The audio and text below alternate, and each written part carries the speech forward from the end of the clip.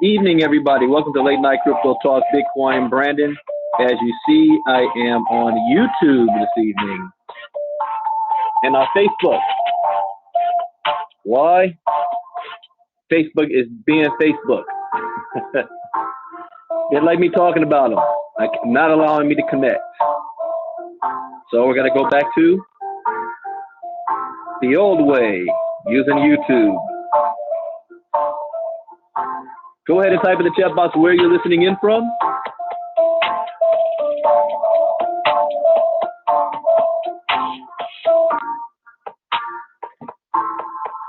I got to get prepared for YouTube. It works differently than Facebook does whenever I do this.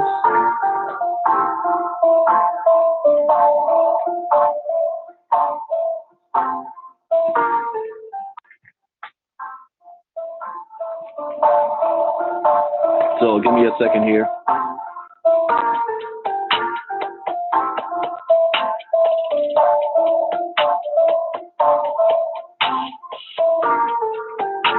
All right, Patty Moore from Hawaii. Bethany Gibbs, just shot you a message, Bethany. Oh, I think you sent me one back. I haven't been able to look at it yet.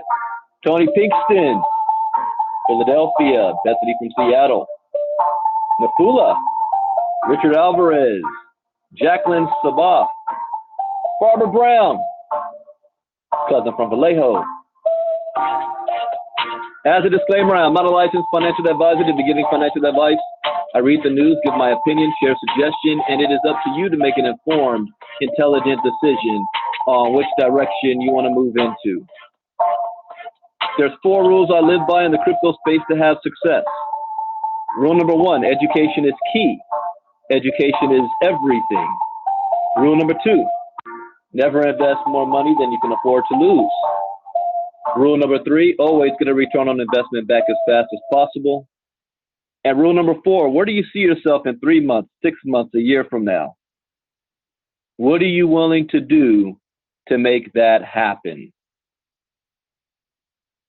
Find a vehicle, make a decision, take action, stay focused, don't get distracted.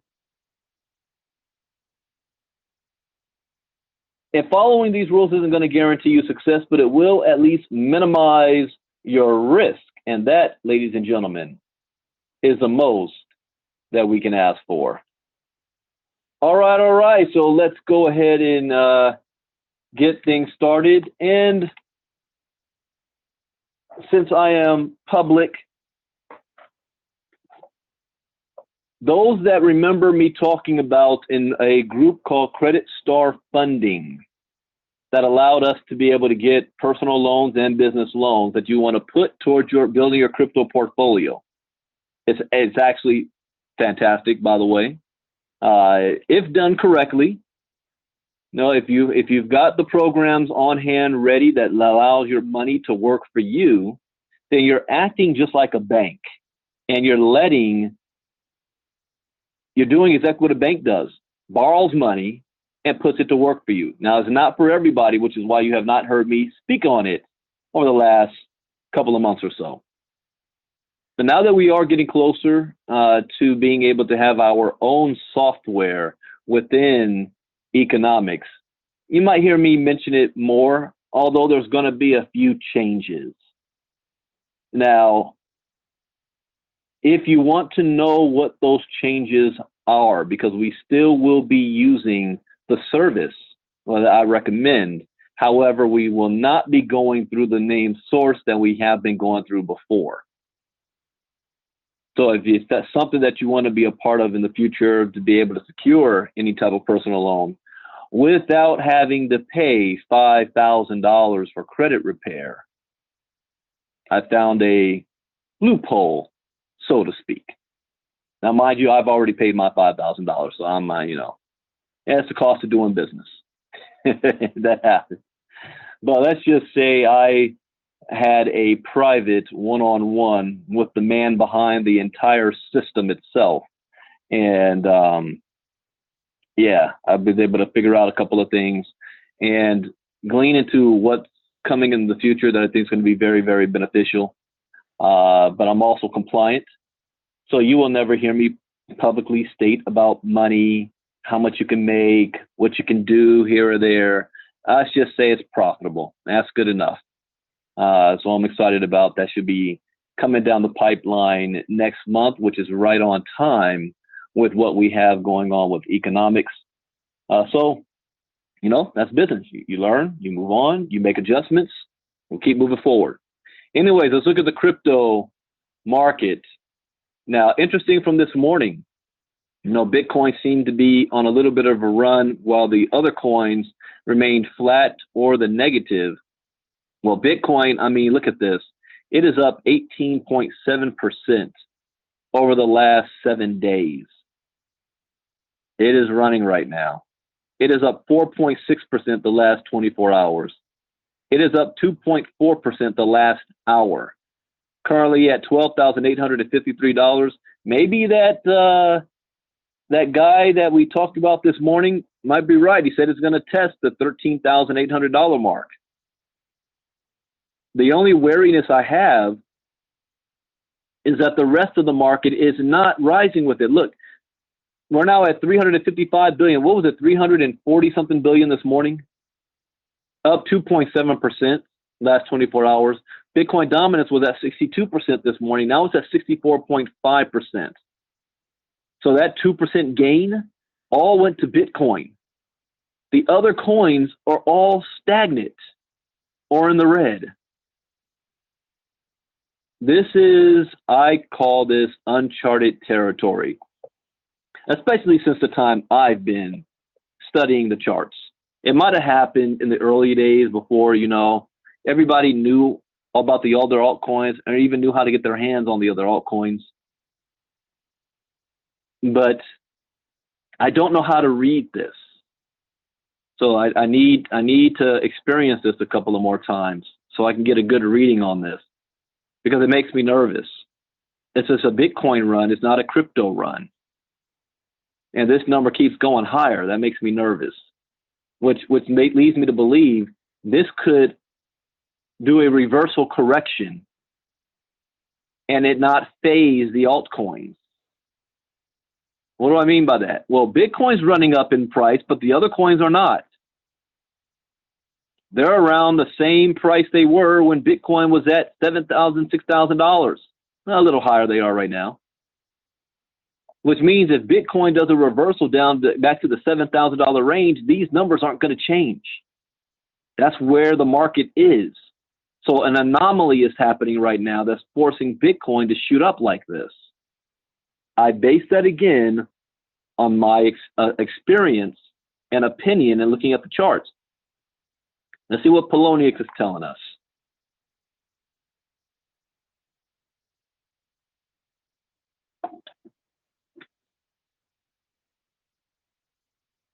This could open up for me. Okay, let's scroll up. One of these days, I need to just shut off all my tabs to run smoothly. Bitcoin is up 4.85% the last 24 hours, yet the rest of the market is stagnant. Even down. Look at Zcash, Litecoin, Ripple, Stellar. They're all 1% or more down. Oh, wow. Wow. Look at the Bollinger Bands. All three are pointed up. This is going to continue to rise right now before we start to squeeze again. Going to continue to go up. Let's look at the buy and sell orders. Right now, Asia's waking up. That's what's happening. Asia's up right now. Okay. 2 Bitcoin buy order. Another 2 Bitcoin buy order. 3.5 Bitcoin buy order. 12,855. That's what they're buying it at? 12,855? What's the sell orders looking like? Well, I didn't see the bot.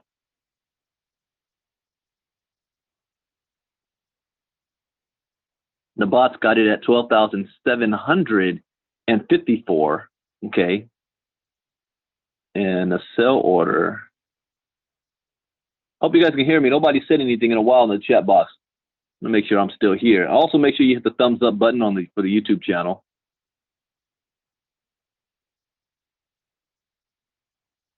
Uh-oh. I do not see a sell order for the bot. 3.3 Bitcoin, 12,900. So $13,000 looks like it's about to be tested. And anytime I don't see the bot having a sell order at the top like this, there we go. 25.8 Bitcoin. Oh no, I'm sorry. That was 25,000. Okay, about to freak out for a second there. Where are you, bot? Let's glow at the next 100.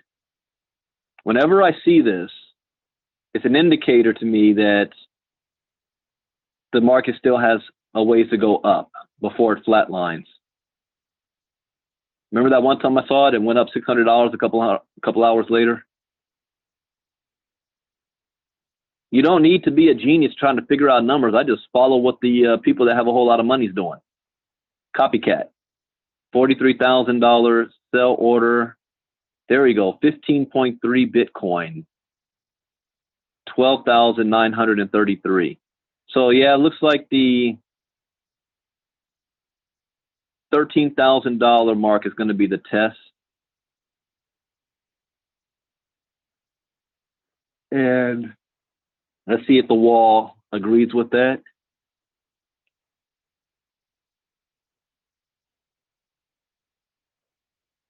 Come on, number, pop up for me. What is this number? 12,976. So yeah, $13,000 is the test. If it could pass 13,000, then it has the potential to slide to 13,500.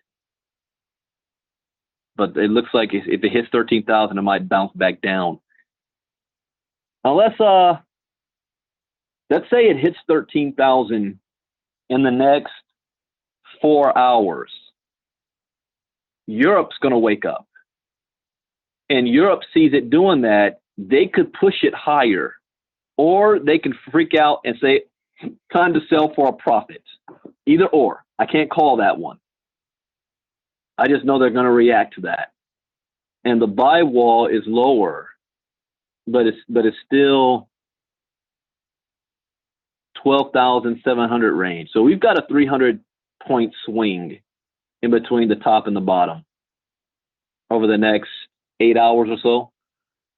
All right, let's go into some articles. Warren Buffett, kind of. Bitcoin is the single best financial hedge, says not Warren Buffett, but a Warren Buffett disciple. Somebody that was trained by Warren Buffett. Chamath Palihapitiya. Chamath. Chamath or Chamath? I'll say Chamath. Says, just buy the coins. It's a fantastic instrument. I agree with him. Don't worry about what the price is right now. Buy the coins. Venture capitalist Chamath, a self-proclaimed disciple of billionaire Warren Buffett, says, Bitcoin is the best financial hedge against an uncertain world economy. And unlike his anti-crypto mentor, Buffett, Chamath thinks you should buy some Bitcoin to protect yourself. You know what that tells me? Warren Buffett believes the same thing. He's just not saying so publicly. If the people he's trained has figured it out, you don't think Buffett's figured it out? It's the single best hedge against the traditional financial infrastructure. Whether you support the fiscal and monetary policy or not, it doesn't matter. This is the schmuck insurance you have under your mattress. Chamath first bought the original crypto several years ago when its price hovered at $100. Why is it that these guys figure this out way before everybody else? They got in when it was $100. Everybody else, oh, you got to prove to me that this thing is real. There's a reason why they're billionaires. They took the financial risk that most people are afraid to do. Scared money don't make money. They jump. Look at the Winklevoss twins. People are right now afraid to drop $500 into Bitcoin. The Winklevoss twins dropped 11 million in 2010. Really? Or was it 2011? They dropped 11 million, and we're afraid to drop a couple $100.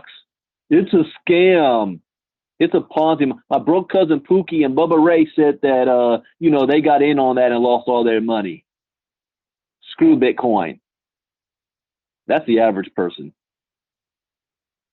So he got in when it was at $100, and he and his Silicon Valley tech pals once owned 5% of the entire float of Bitcoin. That makes you a billionaire. Chamath basically says you should invest in Bitcoin in light of today's uncertain economic outlook. Besides, he reasons, what have you got to lose by allocating a tiny portion of your investment portfolio into crypto? Okay, let me tell you something. Speaking this guy's language on their level, when he says a tiny portion of your investment, they're talking 1 to 5% of your investment portfolio. The average person doesn't even have an investment portfolio, let alone to be able to decide 1 to 5% of it. So we're talking about people that have $10 million and more. The experts say, not me. I want to make this point clear. I am not a licensed legal financial advisor. The experts say, if you put 1% of your $10 million portfolio, that's $100,000. If it goes bust, you just lost $100,000. It's not going to hurt your portfolio. But if it goes well, that $100,000 could jump. You ready for this? To around the $25 million range within the next 7 to 10 years. This is what the experts are telling their portfolio guys, $10 million accounts and more. So you have far more to gain than you have to lose by taking that risk of $100,000. I've made an adjustment to this because I don't speak for the people that have $10 million portfolios and above. I come from the little guy. And one goal to have, I can't say this is your goal, one goal to have is at this time right now, where the price of Bitcoin is below 20K, if you're able to get about $50,000 worth of Bitcoin and stash it away as if you don't have it, you don't need it to pay your rent, you don't need it to buy groceries, you don't need it to live on. See, someone asked me, Brandon, are you a Bitcoin multimillionaire? Well, yes and no. I have investments that are worth in the millions. I live on Bitcoin, unfortunately, as far as day to day, paying my bills. I don't have a 9-to-5 job, so I'm blessed to have purchased my own freedom. Unfortunately, I earn Bitcoin. I don't buy Bitcoin, and I have to live on it. So I am what's in what you call a catch-22. And to say that it's not killing me is an understatement, which is why me, more than most, is so freaking anxious to get economics up and running. You have no idea how bad I need these doors to open up so we can go to work, so I can get back on track to what I want to be doing as far as my own personal crypto portfolio and investments and things like that. Now, this has been a learning year, because since it hasn't been up and running, that doesn't mean I've stopped. I've amassed enough knowledge and information. It's like there's a quote that I love from Jim Rohn that he gives on one of his, I call it his stump speech, because whenever he used a speech at any engagement, he always said this.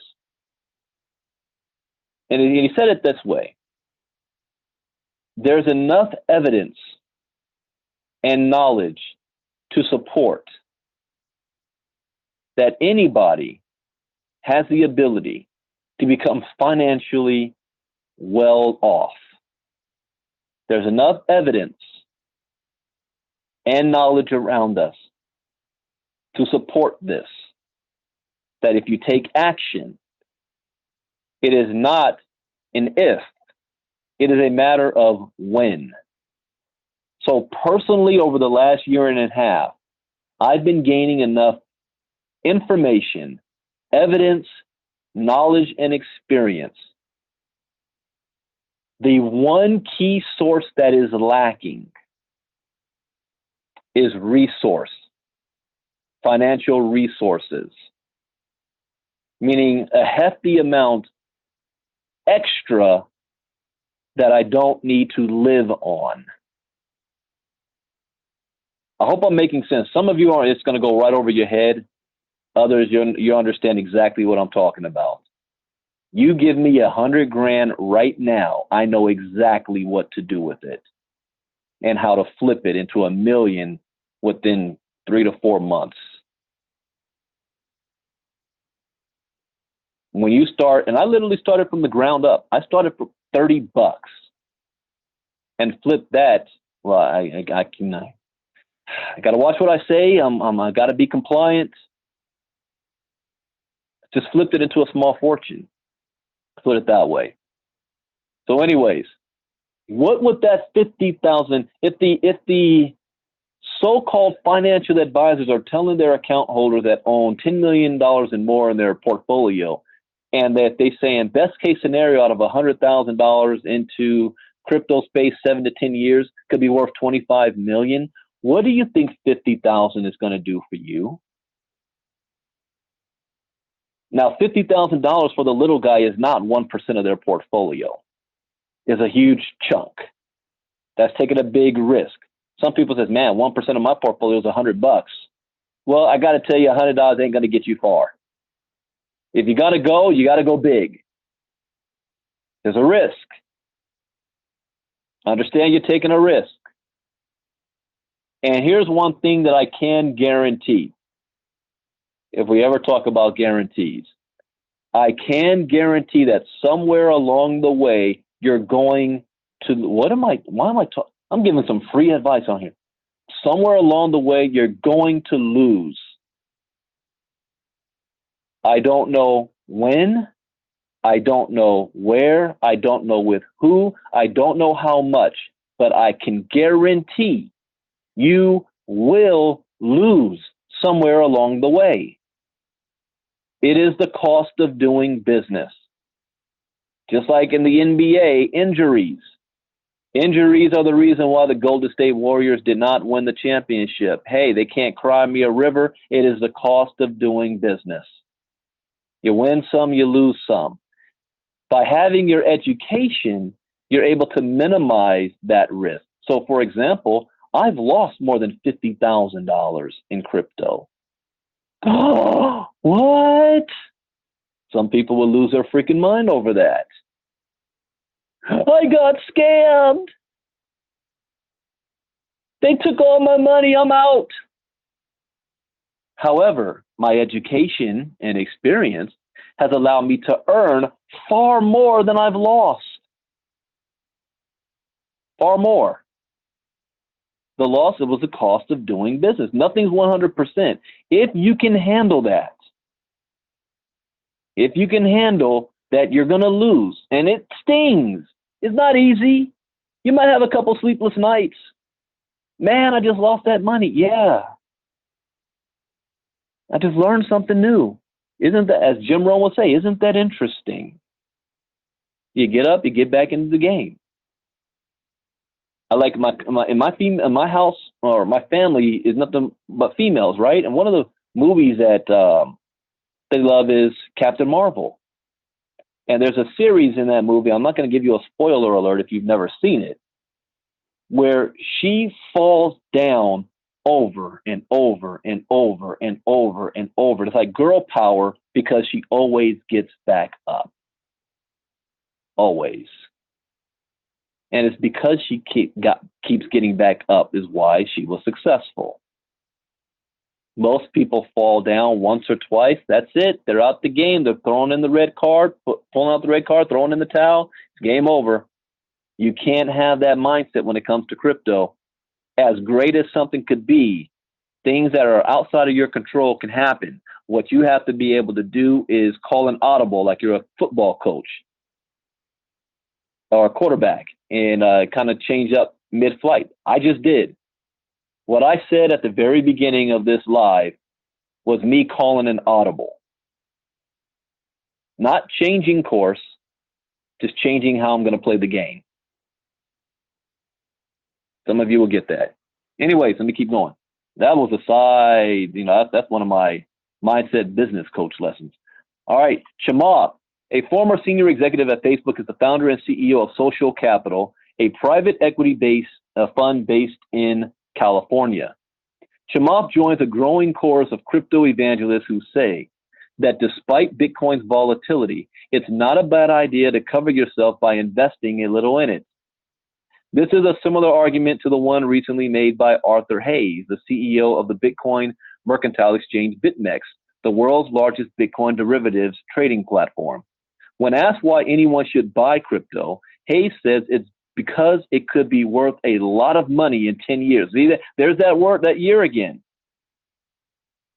Now, hold on a second. Just think about this. Is Bitcoin worth a lot right now at $12,900 a coin? I'm watching Poloniex at the top of my screen. So as I'm speaking, remember, I do these crypto talks at these times for a reason. The market's running as I speak. So is it valuable right now? A lot of money? Yeah. At one point, it was worth 0.008 cents. Now it's worth $12,900 a coin. But look at what he says. He's not talking about right now. He says it might be worth a lot of money 10 years from now. Look at this. Bitcoin is now up 5.18% and rising. Read the charts. Uh-oh, the top's kind of flatlined a bit.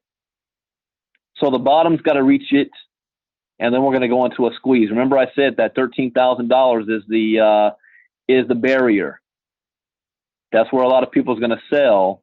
We have sell orders right there. So that's why it hit a wall.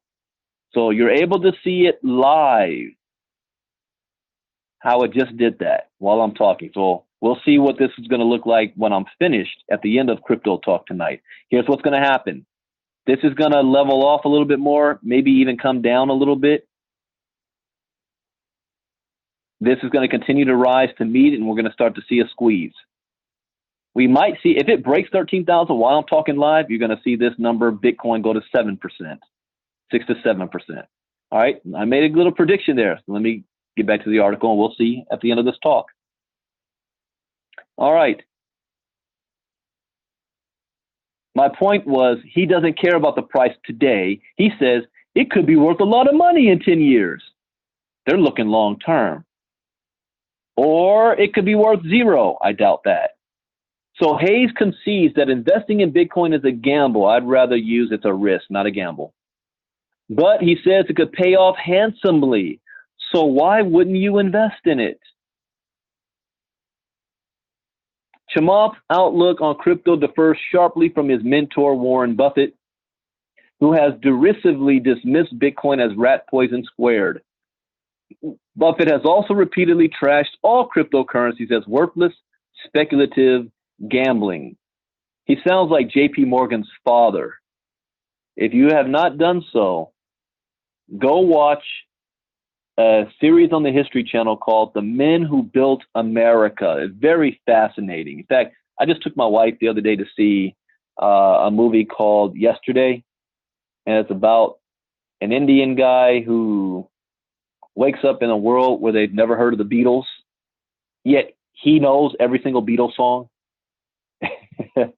But anyways, in that movie, there was a trailer, and the trailer is about Nikola Tesla and Thomas Edison. They're making a movie. They're calling it, I think it's called The Current Wars, meaning the electric current. I got stoked just by seeing that. I can't wait to see that movie. That was at the turn of last century. You know, the war between AC and DC, alternating current and distributing current. Anyways, that's a sidetrack. But and the reason I brought that up because everybody has heard of J.P. Morgan, one of the richest men they ever lived. But he had a father that he inherited everything from as well. And his father was like Warren Buffett, old school. His father told him, do not invest in electricity. In today's money, his father was a billionaire. And he was telling his son, don't put our family name. Do not get involved in this risky, there's nothing behind it. It's untested technology called electricity. Keep investing in coal and railroad and stuff. That's the time, true, and tested investment platform. We know that works. We don't take risks with our bank. That's what his daddy said. So in this sense, it's like Chamath is J.P. Morgan and Warren Buffett is his father. So Buffett predicts that crypto will eventually, thank you, direct current. Alternating current, direct current. Thank you, Richard. So he predicts that crypto will eventually come to a bad ending. I don't think so. A professor says Bitcoin is not a reliable safety net. Of course, for every Bitcoin bull is the skeptic who believes it's too volatile, too speculative, and completely worthless, just like back in the 90s, how people were talking about the internet. You had those that believed in it, those who did not. You had the Netflix and you had the blockbusters. Dimitrios Koutmos is an assistant finance professor at Worcester Polytechnic Institute in Massachusetts. He warns that Bitcoin is not an effective hedge against an uncertain economy or a volatile stock market. In his report, Market Risk and Bitcoin Returns, Koutmos says he's sounding the alarm for the irrationally exuberant cryptocurrency investor. Koutmos says his research indicates that the Bitcoin price is not as independent of external influences, such as the general economy, stock market movements, and geopolitical uncertainty, as its proponents claim. He's correct on that. So as the global economy slows down, buying crypto as a hedge against a recession is not advisable. I disagree with that. In fact, Dimitrios Koutmos says the risks of investing in Bitcoin outweigh the potential benefits. I completely disagree. But why does he say that? He says, this paper cautions that Bitcoin prices, despite their seemingly attractive independent behavior relative to economic variables, may still be exposed to the same types of market risks which afflict the performance of conventional financial assets. That is true, with one difference. This is why crypto is different from Forex. One difference. Crypto is more like real estate. You only lose when you sell. So when the market corrects itself, and they would call it crashes, you just sit tight and hold. You got to think long-term on this. Not I'm trying to get quick fix, quick money. Long-term, how's this going to perform over the next 5 to 10 years? It's already been in business for 10 years. So we have 10 years worth of evidence. We have proof that the market's crashed repeatedly, yet I've never seen a balloon that's popped or a bubble that's popped reinflate itself before, yet it keeps coming back bigger than before.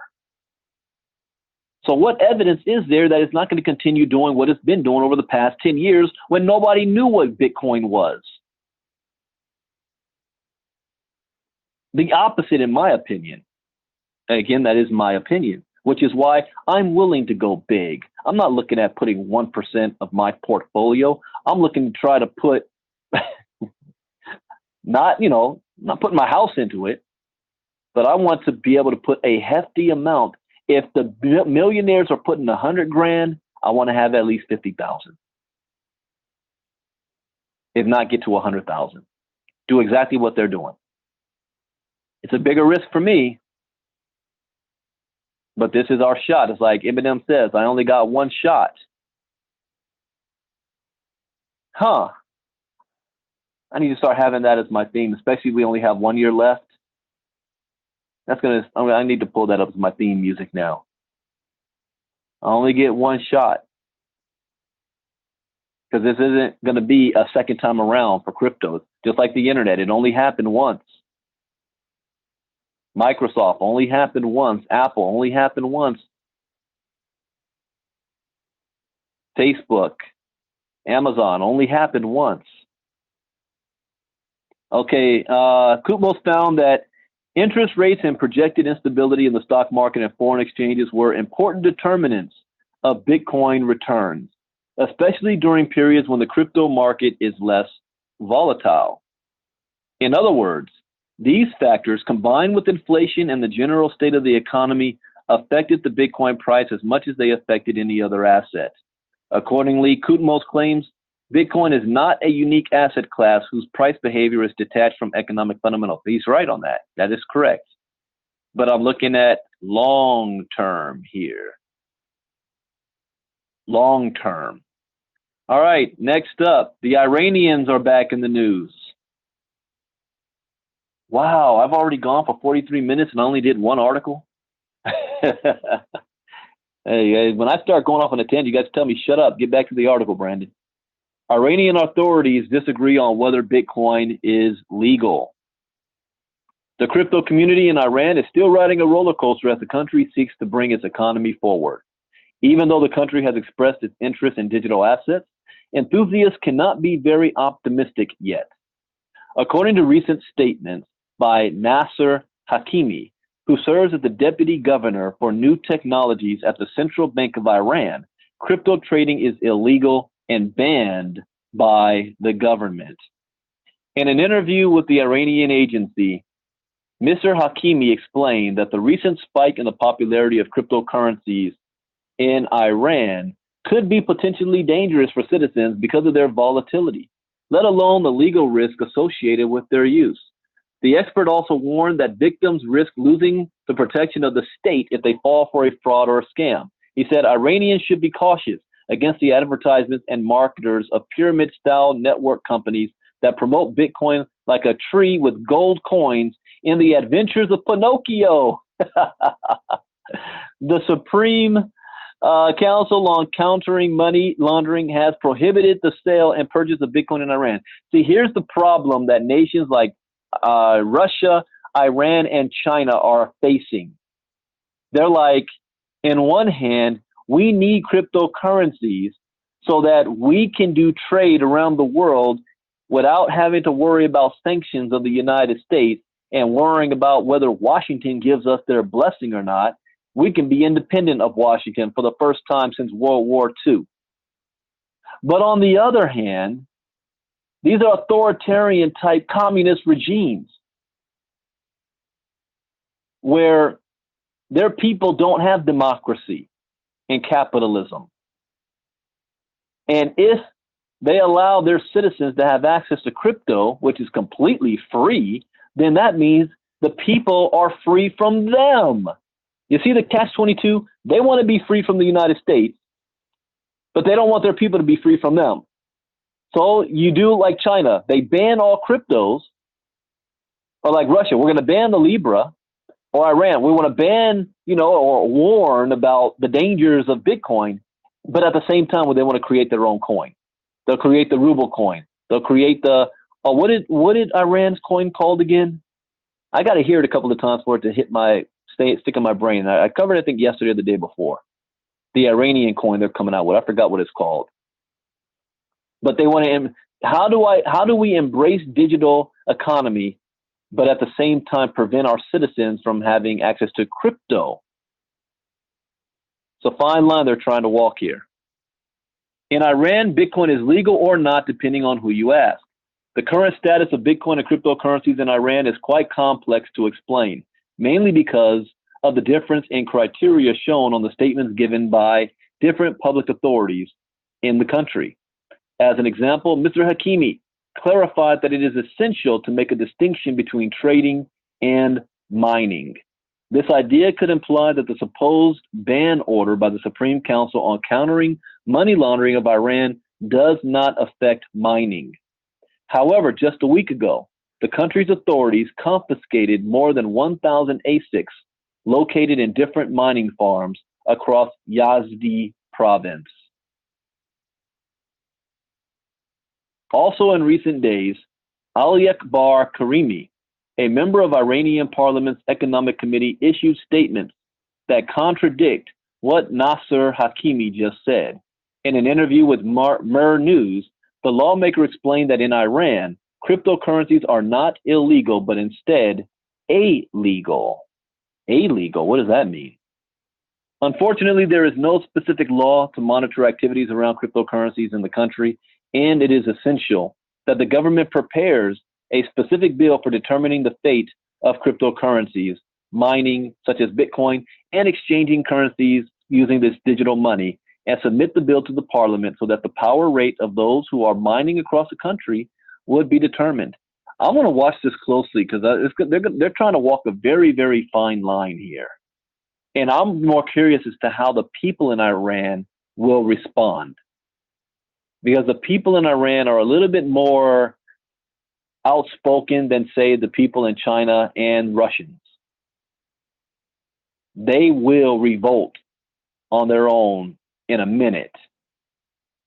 So I'm curious to see how the Persians are going to handle this. This concept provides an essential distinction from the point of view of national law.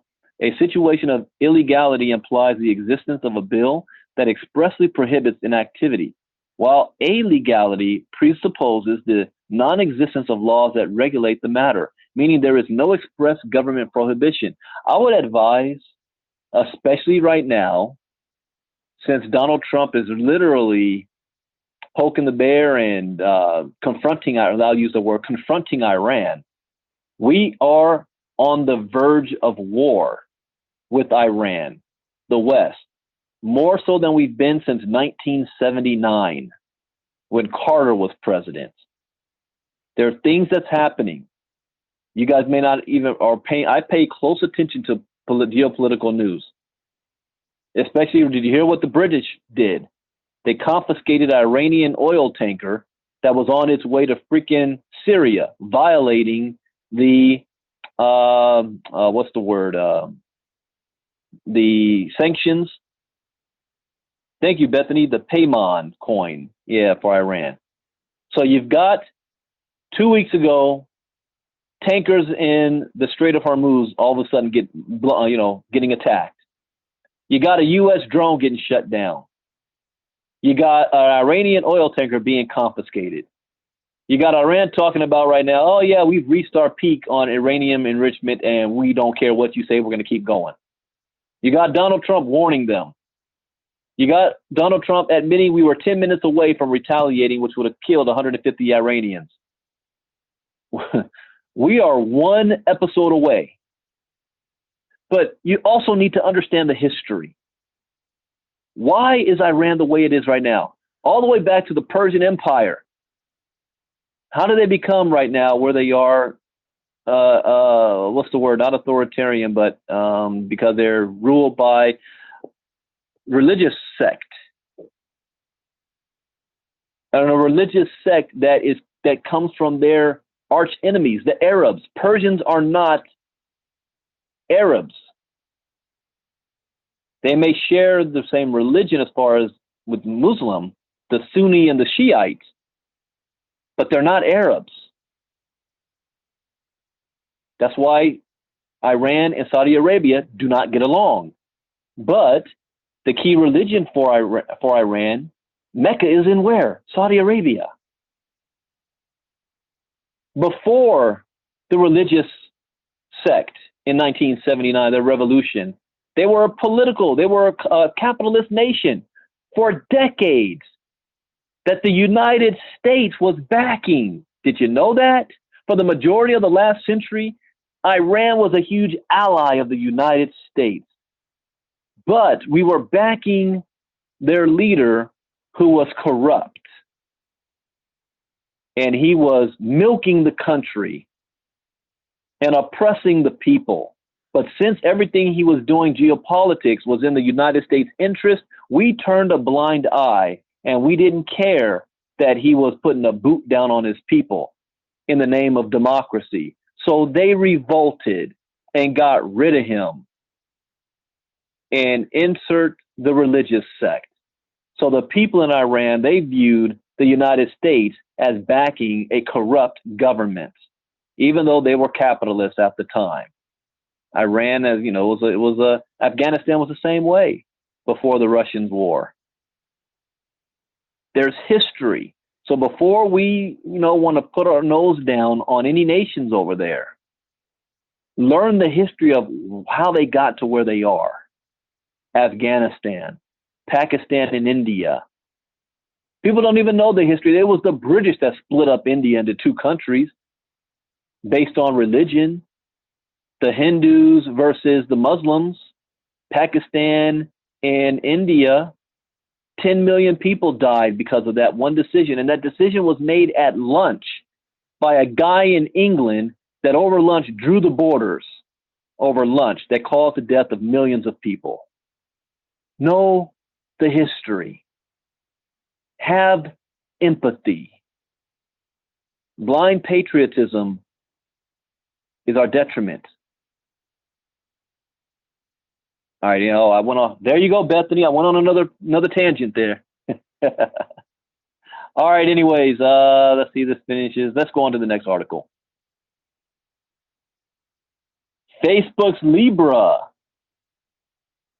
Crypto is basically just World of Warcraft gold. Now, when I first heard of Bitcoin, that's how I viewed Bitcoin. Like World of Warcraft gold. It's just some money that nerds living in their mom's basement playing MMOs, massive multiplayer online gaming used for in-game money, like Monopoly money. That's how I viewed Bitcoin when I first heard about it. So now this crypto is saying Libra is basically World of Warcraft gold. I disagree. I disagree with them. I know better. I am not going to write them off as just, nothing to worry about, nothing to see over here. It's just going to be World of Warcraft type gold. No. This is much bigger than that, but let's see what he has to say. One of the world's leading nonprofit cryptocurrency research outfits has joined the chorus of voices playing down the threat of Facebook's Libra represents the Bitcoin. Okay, well, first of all, there is no threat to Bitcoin. Libra represents no threat to Bitcoin. But let's see what he has to say. Citing its lack of decentralization and contrasting it in detail with Bitcoin, Coin Center denounces Libra as little more than World of Warcraft gold. They are right and wrong. It is not little more than World of Warcraft gold, but it does not have decentralization, and it is in contrast with Bitcoin. He says, we believe that Libra is not a cryptocurrency. That's true, because of its use of a permissioned ledger and its reliance on a trusted issuer to hold and manage a fund of assets that back the currency. That is true. Libra is still part of the broader category of digital currencies, along with airline miles, World of Warcraft, gold, or Liberty Reserve dollars. That is false. It's far bigger than that. So, like Sun Tzu would say, never underestimate your opponents. Don't disrespect your opponents. Don't write it off. Respect it for what it is and what it could become. That's how I look at things. World of Warcraft gold is undoubtedly handy for active WoW players. Ultimately, however, we are unlikely to see mainstream adoption of this particular asset. You're wrong with that.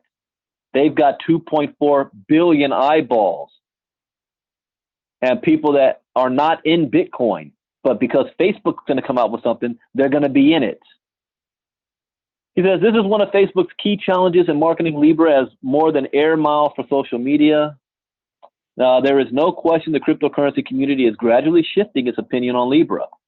While many were quick to cheer Facebook's foray into digital currency, mainly due to the positive impact on mainstream interest, this enthusiasm is fading as the reality of Facebook's plans have come under scrutiny. With an adjustable supply and privately controlled ledger, Libra remains under lock and key compared to Bitcoin's unfettered public ledger. That is true. How much time do I got? I don't have an appointment at 7. I got to copy this. Bitcoin lease and the Libra, basis of value for Bitcoin, economic scarcity. Supply is fixed, demand sets price, mathematically verifiable scarcity of units on ledger creates fixed supply. Libra, trust is the issuer.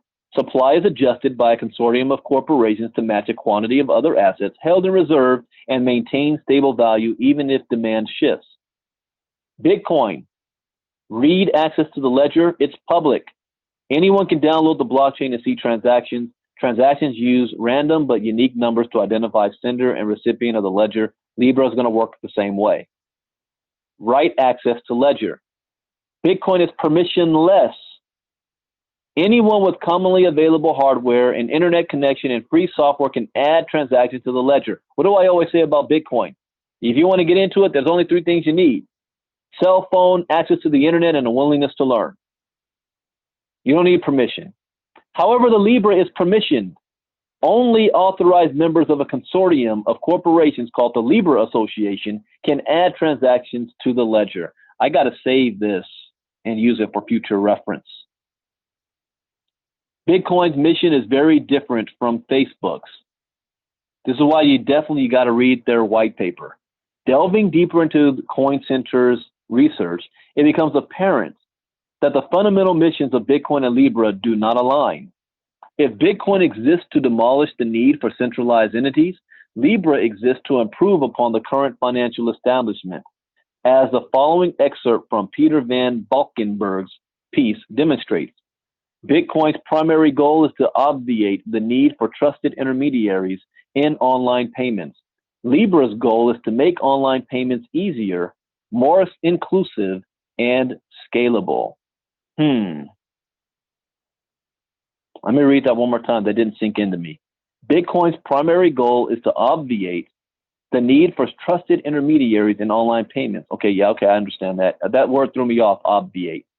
Libra's goal is to make online payments easier, more inclusive, and scalable. Okay. It has not just been blockchain experts who have immediately called out Facebook for marketing Libra as a cryptocurrency. Even talking heads like CNBC's Joe Kernan, who have made it clear they are not all that knowledgeable on the subject of Bitcoin, have been able to immediately see that Facebook's project is not technically a cryptocurrency in the sense that most people use the term. Oh, okay, here's some more. I love these graphs here. Bitcoin may deserve less regulation than Libra. Oh, really? Okay, censorship resistance, Bitcoin, yes. A person wishing to censor Bitcoin transactions would need to spend more computing resources than the rest of the network combined. That's where the whole 51% thing comes from. What about Libra? No. A person wishing to censor Libra transactions can persuade or compel the Libra Association and its member corporations to do so. See, that scares me right there. Bitcoin analogous assets, gold or other valuable and scarce commodities. Mere possession of the thing conveys value, can be traded from person to person. That is true. That's why I said everyone's looking at Bitcoin long term. What about Libra? It's analogous assets, banknotes or securities. Value is dependent on an intermediary that backs the value of the thing with other assets, and the wise management of those assets can only be traded from person to person if the official registrar of transactions adds the trade to the official ledger. That's strong. That's powerful right there. knowing the difference between Bitcoin and Libra. If you ever, here's something else, guys. If you ever want to know if somebody is an amateur, or I don't like to use the word expert, educated in the crypto space, ask them to explain to you the difference between Bitcoin and Libra. If they cannot do so, they are not educated in crypto. If you cannot do so, you are not educated in crypto. Use that as a litmus test. Because that's what I do. I did it the other day, and I didn't call the person out when he called me up, wanted me to join his thing, told me he's a crypto expert and whatnot. I said, man, what do you think about the Libra? He couldn't tell me the difference. So that's a good litmus. If you want to feel, do you have a good grasp of cryptocurrency? Can you explain to anybody the difference between Bitcoin and Libra? If you can, you're on the right track. All right? For education. I got to write that one down, Bethany. I'm going to use that in the future. Contrary to this finding, the final issue that Coin Center addresses is regulation. The research finds that in attempting to keep Libra on the right side of lawmakers, Facebook may find themselves overly burdened. Contrary to this finding, the report also makes the case that BTC's structure does not warrant such a heavy-handed approach. A system without intermediaries is a system without intermediary risk, and thus no need for regulation aimed at safeguarding against the types of risks presented by intermediaries. It stands to reason, therefore, that a true cryptocurrency will involve fewer regulated parties than a traditional financial service. I like that. For Facebook, this seems to be a case of be careful what you wish for, as the firm attempts to please both privacy-hungry consumers and privacy-hating lawmakers. They may end up angering them both, and they are absolutely correct. That's a good article. In fact, that's probably one of the most important articles I've read in maybe a month as far as education. You're going to learn something by reading this article here. I'm saving this. These two graphs here, this graph and this graph, the difference between Bitcoin and Libra. As a matter of fact, I might do a private video just on this. Do you want to know the difference between the Bitcoin and the Libra? All right, with that, I hope you guys learned something new. I know I went off on a whole lot of tangents today, but it's new information you might not have ever heard of before. So, man, there you go. I should be back tomorrow morning for early morning crypto talk. Let's take a look at the market since I've been going now for more than an hour. That's what's changed within the past hour. Start with CoinGecko. Let's refresh. Okay, the past hour, Bitcoin has gone up 0.5% since I was talking. Do you realize how huge that is? And it's still rising. It's at $12,914. Remember, I told you it's going to test that $13,000 range. I said that at the very beginning. This is, remember, guys, if you can read the charts, you can accurately predict some things. So I knew it was going to test 13,000, and it is doing that. Let's look at Poloniex.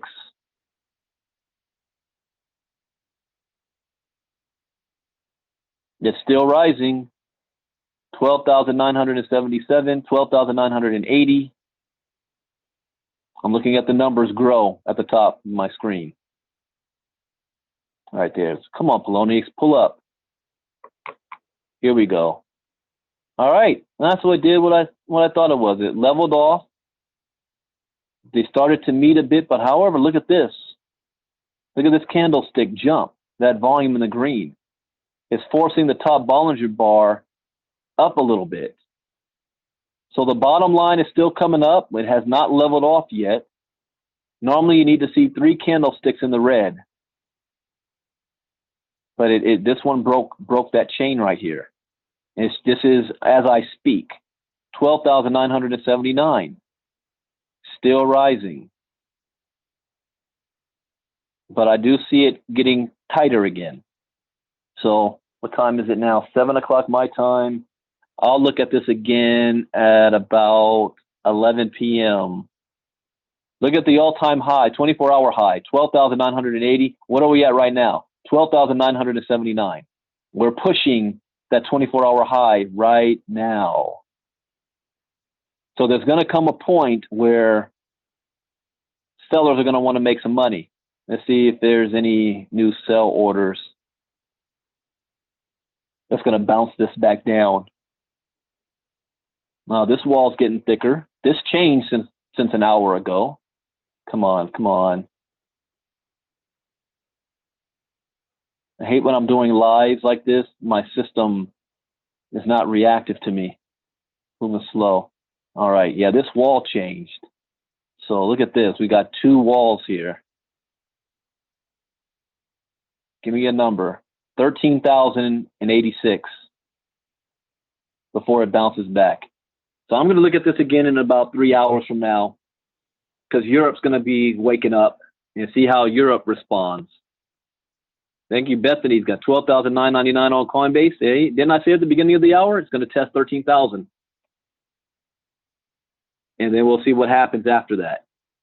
Learn to read the charts. If you want help in learning how to read the charts, my services are available. Go to teachmecrypto.net. I'll put it in the chat box here.